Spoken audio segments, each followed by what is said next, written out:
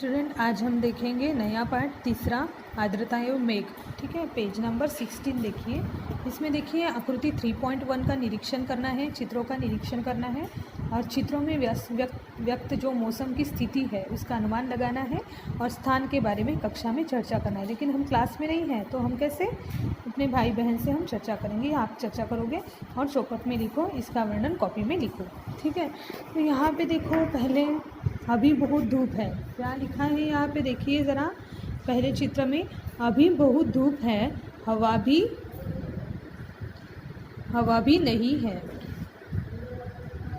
मुझे अंधड़ आने की संभावना लग रही है। मतलब बहुत ज़्यादा धूप है, हवा भी नहीं चल रही है, तो अंधड़ आने की संभावना लग रही है, जल्दी घर के अंदर चलते हैं। हाँ, मुझे भी ऐसे ही लग रहा है, चलिए जल्दी। ठीक है, तो ये धूप काले का मौसम है।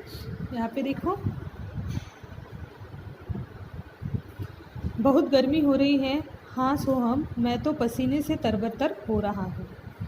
ठीक है, ये वाला सेकेंड वाला। और थर्ड वाला देखिए अभी यहाँ पे, बच्चों यहाँ आओ जल्दी, स्वेटर पहनो और फिर खेलो। मतलब जैसे ठंड काला का मौसम है, माँ रुको ना, मुझे खेलने दो। बच्चे क्या कह रहे हैं, माँ हम स्वेटर बाद में पहनेंगे, पहले हमें खेलने दो। ठीक है, तो ये है आपका, ये जो है ये विंटर सीजन का यहाँ पे चित्र दिया हुआ है। तो देखते हैं भौगोलिक स्पष्टीकरण। यहाँ पे देखिए, सामान्यतः मौसम की स्थिति का वर्णन करने वाले वाक्यों का हम उपयोग करते रहते हैं। मौसम की स्थिति का वर्णन करने वाले वाक्यों का हम उपयोग करते रहते हैं, जो कि अभी यहाँ पे बताया है मौसम की स्थिति दर्शाते हुए। वायु में स्थित नमी और शुष्कता हम हर साल अनुभव करते हैं। रेगिस्तान, शुष्क प्रदेश, तटीय प्रदेश एवं पर्वतीय प्रदेशों में वातावरण की स्थिति में होने वाले परिवर्तन चित्र के संवादों से परिलक्षित होते हैं। देखो, सामान्यतः हम मौसम की स्थिति का वर्णन करते हैं, मतलब हम क्या बोलेंगे, जैसे बहुत ज़्यादा बादल आ गए हैं, पानी आने की संभावना है। मतलब यहाँ पे मैंने क्या कहा है कि बारिश होगी ज़रूर, है ना, ऐसा अनुमान हमने लगाया है। तो सामान्यतः मौसम की स्थिति वर्णन करने वाले वाक्यों का हम प्रयोग करते रहते हैं। वायु में स्थित नमी जो रहती है, मतलब हवा में जो स्थित नमी रहती है और शुष्कता, हम हर साल उसका अनुभव भी करते रहते हैं। रेगिस्तान, शुष्क प्रदेश, तटीय प्रदेश और पर्वतीय प्रदेश, इनके वातावरण की स्थिति में होने वाला जो परिवर्तन रहता है उसके चित्र के संवादों से हम परिलक्षित होते हैं। ठीक है, जो चित्र यहाँ पे दिए हैं, रेगिस्तान का भी चित्र है और ठंड काला मतलब जो पर्वतीय प्रदेश है उसका भी चित्र यहाँ पे दिया हुआ है। यहाँ पे देखिए, राजस्थान शुष्क एवं गर्म मौसम वाले क्षेत्र में आता है। ये राजस्थान जो है शुष्क एवं गर्म मौसम वाले क्षेत्र में आता है। ऐसे वातावरण में बाष्प बहुत कम होता है, वहाँ के लोग सूती एवं ढीले कपड़े पहनते हैं। क्या है कि ऐसे वातावरण में बाष्प जो है वो बहुत कम नज़र आता है और वहाँ के लोग सूती मतलब कॉटन के और ढीले कपड़े पहनना पसंद करते हैं। कश्मीर की घाटी ठंडे एवं शुष्क वायु वाले क्षेत्र है।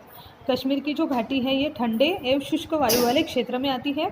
तो यहाँ की हवा में बाष्प की मात्रा बहुत ही कम नज़र आती है और यहाँ के लोग पूरा शरीर गरम कपड़ों से ढकते हैं, क्योंकि यहाँ पे ठंडी ज़्यादा रहती है। मुंबई गर्म एवं नम वातावरण वाला क्षेत्र है, मतलब यहाँ पे काफ़ी गर्मी है और नम वातावरण, मतलब यहाँ पे वातावरण में नमी ज़्यादा रहती है। तो यहाँ की हवा में बाष्प अधिक होता है और यदि साथ ही आकाश में काले काले मेघ आ जाए तो वातावरण में उमस और भी बढ़ जाती है। ठीक है, ये हो गया मुंबई का। अभी हम देखते हैं कि उपरोक्त चर्चा से गरम, नम, ठंडा, शुष्क जैसे शब्द वायु या मौसम की स्थिति को दर्शाते हैं।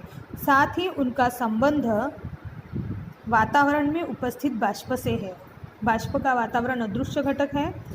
बाष्प आपको दिखाई देता है क्या? आपको हवा दिखाई देती है क्या? नहीं। तो बाष्प वातावरण का अदृश्य घटक है। किसी भी स्थान के मौसम के बारे में बात करते समय बाष्प का प्रमुखता से विचार किया जाता है और किसी भी स्थान में वर्षा की परिस्थितियाँ उत्पन्न होने के लिए वातावरण में बाष्प होना उतना ही आवश्यक है। अभी थोड़ा विचार करो, यहाँ पे देखिए, सर्दियों में जब हम आईने की कांच पर अपना श्वास छोड़ते हैं तो क्या होता है? गर्मियों में क्यों ऐसा नहीं होता? तो हमें क्या करना है आज के लिए प्रयोग, जैसे आप सर्दियों में ये प्रयोग करके देखना है। जब हम आईने के कांच पर अपना श्वास छोड़ते हैं तो वहाँ पे ऐसे फॉग जैसे ऐसा हमें स्प्रेड होते हुए नज़र आता है। तो गर्मियों में ऐसे नहीं होता। बाष्पीकरण की क्रिया देखो, अभी बाष्पीकरण जल का भाप में रूपांतरण होने की प्रक्रिया है। मैंने क्लास में बहुत बार बाष्पीकरण की क्रिया के बारे में समझाया है। तो बाष्पीकरण जो है जल जो है मतलब पानी का भाप में रूपांतरण होना। जब पानी उबलता है, उसकी भाप होती है, फिर भाप जो है वो ऊपर उड़ती है, उसके बादल तैयार होते हैं। ये सब क्रिया हमने हमारे क्लास में भी बहुत बार सुनी है। तो बाष्पीकरण जल का भाप में रूपांतरण होने की प्रक्रिया है। सूर्य की ऊष्मा के कारण पृथ्वी के पानी का बाष्प में परिवर्तन होता है।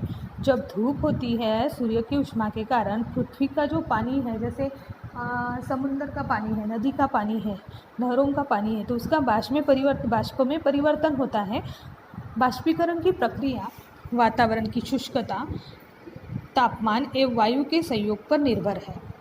देखो, वातावरण में जो शुष्कता रहती है उस पे तापमान, टेम्परेचर एवं वायु के संवेग पर वो निर्भर है, डिपेंड है। यदि वायु शुष्क एवं गर्म होगी तो बाष्पीकरण गति बढ़ती रहती है। अगर वायु कैसा है, शुष्क है और गर्म है, तो बाष्पीकरण की गति कैसे होगी, बढ़ेगी। वैसे ही शुष्क एवं ठंडी वायु हो तो बाष्पीकरण की प्रक्रिया शुरू हो जाती है। ठंडी वायु होगी, हवा ठंडी होगी और शुष्क मौसम होगा तो बाष्पीकरण की प्रक्रिया कैसे शुरू हो जाएगी। और इसके विपरीत यदि वायु नम हो तो बाष्पीकरण की प्रक्रिया धीमी पड़ जाती है। यदि वातावरण में वायु के बहने की गति और तापमान अधिक हो तो ऐसी परिस्थिति में बाष्पीकरण की प्रक्रिया शीघ्र होती है। वायु यदि धीमी गति से बहती है, मतलब जो वायु है, हवा जो धीमी गति से बह रही है, ठंडी होती है, तो बाष्पीकरण धीमी गति से होते हुए नजर आता है। ठीक है, आप प्रयोग करके देख सकते हो। एक पतीले में पानी रख सकते हो गैस पे, और जैसे ही वो पानी उबलेगा तो उसके बुलबुले निकलते हैं, तो भाप जो निकलती है वो ऊपर जाएगी, उसके बादल बनेंगे। ठीक है, इस प्रकार से बाष्पीकरण की क्रिया होती है। अभी यहाँ पे देखिए, थोड़ा दिमाग लगाओ। कौन सी ऋतु में कपड़े शीघ्र सूखेंगे? कौन से? धूप काले में। कौन सी ऋतु में कपड़े सूखने में समय लगेगा? इसके पीछे क्या कारण है? तो जब बारिश का सीज़न होगा तो उसमें कपड़े सूखने के लिए टाइम लगेगा। इसके पीछे क्या कारण है? क्योंकि पानी के कारण वातावरण वैसे भी ठंडा हो जाता है, और ठंडी में कपड़े सूखेंगे क्या? नहीं।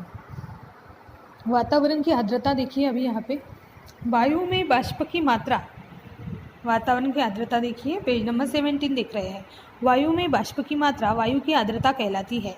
वायु में बाष्प की मात्रा, हवा में बाष्प की जो मात्रा रहती है वो वायु की आर्द्रता कहलाती है।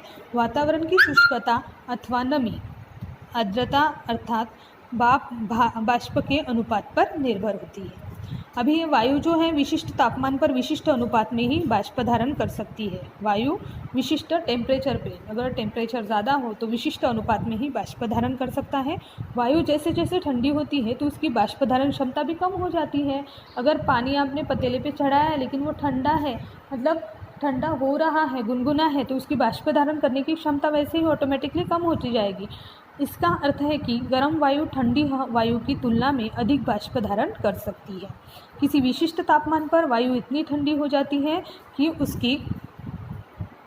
उसकी बाष्प धारण क्षमता एवं उसमें उपस्थित बाष्प का अनुपात समान हो जाता है। किसी विशिष्ट टेम्परेचर पर वायु इतनी ठंडी कि उसकी बाष्प धारण करने की जो क्षमता रहती है और उसमें उपस्थित बाष्प का अनुपात वो समान होते हुए नजर आता है। वायु की ऐसी स्थिति को क्या कहते हैं? बाष्प संतृप्त कहते हैं। क्या कहते हैं? बाष्प संतृप्त। ठीक है, अभी ये जो प्रयोग है ये देखिए, यह गतिविधि समूह में करो ऐसे बोला गया, लेकिन आप घर में कर सकते हो। बीच में गहरा ट्रे छलनी लो जो बीच में गहरी हो। छलनी देखो प्रयोग में दिखाई दे रहा है, छलनी है। हाँ, तो इस प्रकार से हमें एक ट्रे लेना है, छलनी वाला अपने घर में रहता है। स्पंज का एक टुकड़ा लो। क्या करना है? क्या करना है? स्पंज का एक टुकड़ा लेना है। स्पंज होगा आपके घर में। ट्रे के समतल भाग में कील की सहायता से कुछ छेद बनाओ। छेद बनाना है, वो छलनी पे छेद तो रहते ही है, तो ट्रे छलनी के बीच में स्पंज का टुकड़ा रखो। ठीक है, इस प्रकार से रखना है।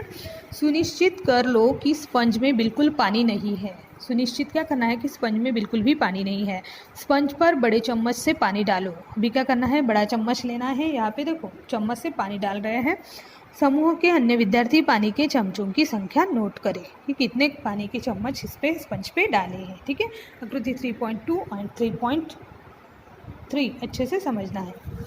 स्पंज पूरा गीला होने तक चम्मच से पानी डालते रहना है और इसके बाद भी पानी डालते रहने पर क्या होता है वो देखना है। अब नीचे दिए गए प्रश्नों के उत्तर लिखना है आपको। प्रारंभ में स्पंज पर पानी डालने से क्या हुआ? स्पंज गीला हुआ। स्पंज पर पानी डालते समय तुमने क्या सोचा था? गीले स्पंज पर अधिक पानी डालने पर क्या हुआ? इससे हम किन निष्कर्षों पर पहुंचते हैं? इसके आंसर आपको लिखना है।